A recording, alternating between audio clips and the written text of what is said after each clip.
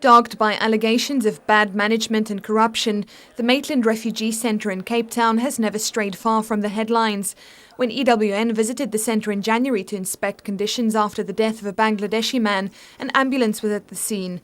A Zimbabwean man had been beaten, allegedly by security guards. Like he hit him, this security hit him, and there's other people also chasing away all the people. However, all attempts to gain entry to the centre on that day and since have failed. You cannot set up your cameras inside. You can put your cameras outside. Now the centre looks set to wrap up operations, but no new venue has been announced. Refugee rights group PASSOP's Langton Miriyoga says they're concerned. Our point is that they should have been responsible. They should have found an alternative, suitable location to serve asylum seekers. Meanwhile, Maitland residents say although they're not opposed to the centre's location in principle, they are fed up with the abysmal levels of service. You can't bring just people into the country all the time and this is what you give them. If you can't facilitate them, then don't bring them in. It's become dangerous. It's overcrowded. The nighttime we pass here, they're sleeping on the pavement. We as humans feel it how that human being feel. So we're not telling them to move totally out, get them a better place. This is supposed to be called Maitland Reception Area for refugees. It's not a reception area. It's a dump. Have you been there?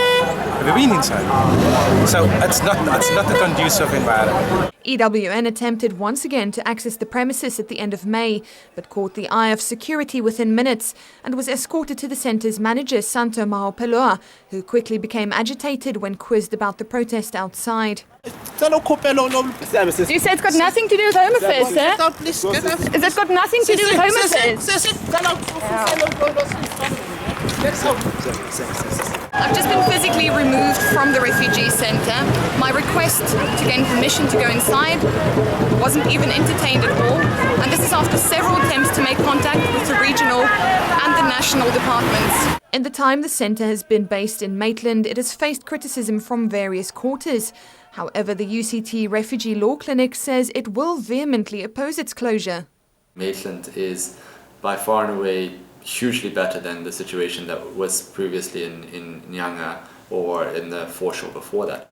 If the department does proceed with the closure of offices, like appears to have been the case with Crown Mines, with PE and potentially with Cape Town, and moves their services to the borders, I think the result will be chaos. Why should people constantly go back to Messina to extend their documents, yet they live here? We are talking of thousands of kilometers to travel here. PASSOP paralegal officer Doug Leresche says the problems that have dogged the centre are symptomatic of wider problems in the entire system. The state of the refugee reception centres in this country is shocking. The time spent for an asylum seeker to become documented is on average a week's worth of work wasted, usually up to 500 Rand bribe to get in, potentially another bribe to get the document, or most likely to get a 3-month or 6-month paper and have to come back and repeat the whole process again, while waiting 2 years, up to 2 years in Cape Town and sometimes up to 7 or 8 years in Joburg to then get your interview and then be decided whether or not your case is valid. Accounts from several asylum seekers EWN spoke to also painted a picture of a system which was confusing at the best of times and corrupt at the worst. Some people who give them money, they give 6 months. Without money, it's 2 weeks. So I don't have money to pay for that, for my extension, because I come legally to extend my paper. The centre's future is unclear. Home Affairs has extended the lease only until the end of the month. All attempts to contact the department to arrange entry to the centre or gain comment have failed. Aletta Gardner, Eyewitness News, Cape Town.